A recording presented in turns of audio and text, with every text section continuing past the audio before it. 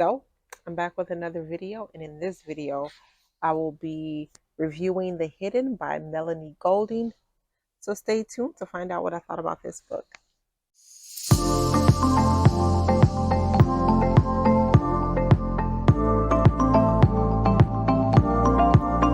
So this was my first read of the summer and I loved it. I gave it 4.9 stars, and that's really close to 5 stars. But the reason I didn't give it 5 stars is because maybe it was me, and I don't usually do this. I don't usually spin the block. I don't usually spin the block with books and read them again, but this one I am going to read it again because I just feel like for the first half of this book, I didn't appreciate it for how good it was. And I think I was kind of maybe just rushing through it and trying to get to, like what's going to happen. And I should have just taken my time, realized this was a mystery as well as a thriller, and and just enjoy the ride. So, um, maybe I guess I took away that 0.1% or however much that would be.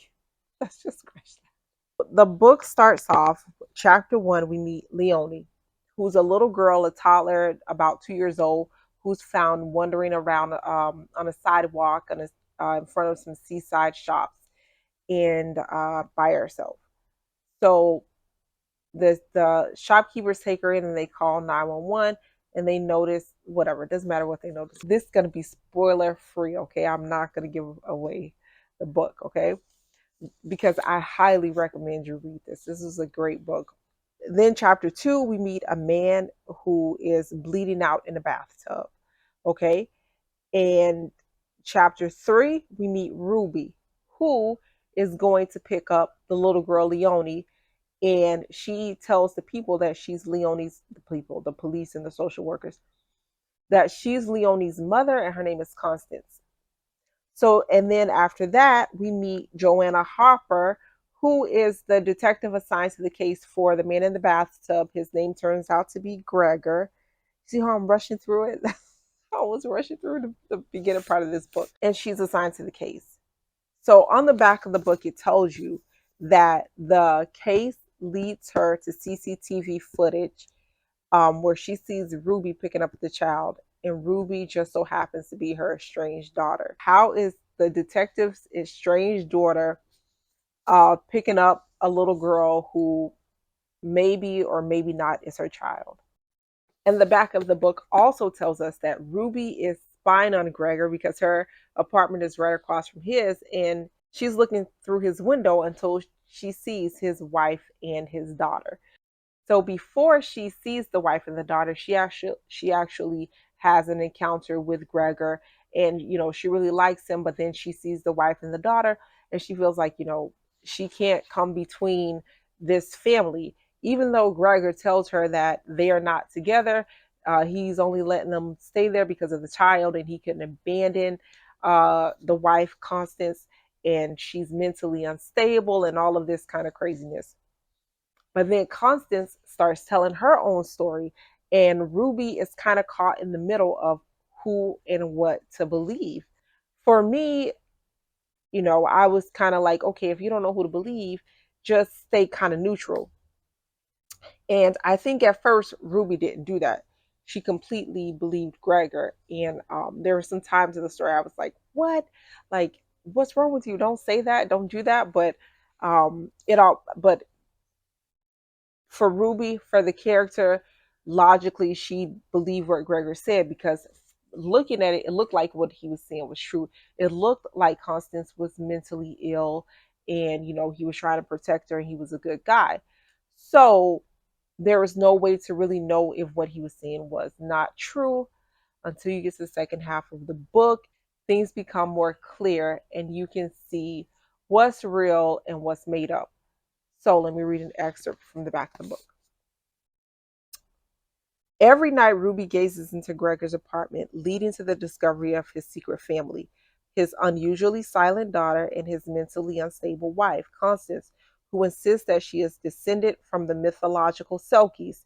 She begs Ruby to aid in finding the sealskin that Gregor has hidden from her, making it impossible to return to her people. So, I mean, come on, would you believe that? No, right? So, Ruby doesn't know what, well, she's definitely not going to believe that because that's just crazy. And so it leads her on this journey of trying to help this woman, trying to befriend this man. And then on the backdrop, you have her being estranged from her mother. And there's a whole backstory to that. And her mother working the case. So it really brings into question, what would you do for your child? What is Constance willing to do for Leonie? What is Joanna willing to do for Ruby? What's up with this folk tale that Constance is telling Gregor? Is he a good guy? Is he a bad guy? Is Gregor a good guy? Is he not? And it's just a lot to unpack and discover and find out. And it was a really great ride. I loved it. By the end of this book, I was like so on the edge of my seat. I had to stand up, literally. I went outside, stood up, and read the whole last chapter. I did not even sit down. It was just that good. And so let's go over, I'm going to go over some things I liked about this book and some things I didn't like about this book. What did I like? Oh my goodness. The main character. The main character was not like, you know, I'm so great, I'm so good, you should love me. She was really like a real person, like trying to figure out how to navigate some things in life. You know, she's trying to, in a sense, she's running away from one life and she's trying to build and create a new life. And like, I don't want to give anything away. She's trying to do this, but then she gets caught up and tangled up in the lives of these other people. So I really like the decisions that Ruby made, except for that one that I said, like, why did she do that? Why did she say that? Before she knew exactly who to believe. Just thought that she made good decisions, you know, like the story was not propelled along by bad decisions. Like, oh my goodness, why did you do that? And what the character did is what helps move the story on.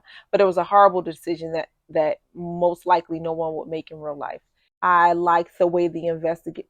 Did I like the way the investigation played out? I can't really say if I really liked Joanna. I didn't dislike her, but Ruby was probably my favorite character, and the little girl and Constance. I mean, I liked all the characters. Uh, but maybe Joanna was like not. I think I liked all of the other characters better than Joanna, even though she was a good character. All the characters were pretty strong. An intriguing story. The fact that they have like a folk tale as the backdrop of the story, and the folk tale that they use is, let me tell you, um, the Mermaid Wife. The folk tale in question is called the Mermaid Wife. Every couple of chapters they give like a little. Let's see if I can find one. It should be the Mermaid Wife. It's on chapter 30. It's in chapter 38, right at the start. It happened that one of the children, in the course of his play, found concealed beneath a stack of corn a seal skin. Her eyes glistened with rapture. She gazed upon it as her own, as the means by which she could pass through the ocean that led to her native home. She burst into an ecstasy of joy, which was only moderated when she beheld her children, whom she was now about to leave, and after hastily embracing them, she fled with all speed toward the seaside. And that's from Charles John Tibbetts, The Mermaid Wife, 1889. So if you like folklore and folk tales and how they can have modern twists in a mystery thriller, then hey, The Hidden is right up your alley.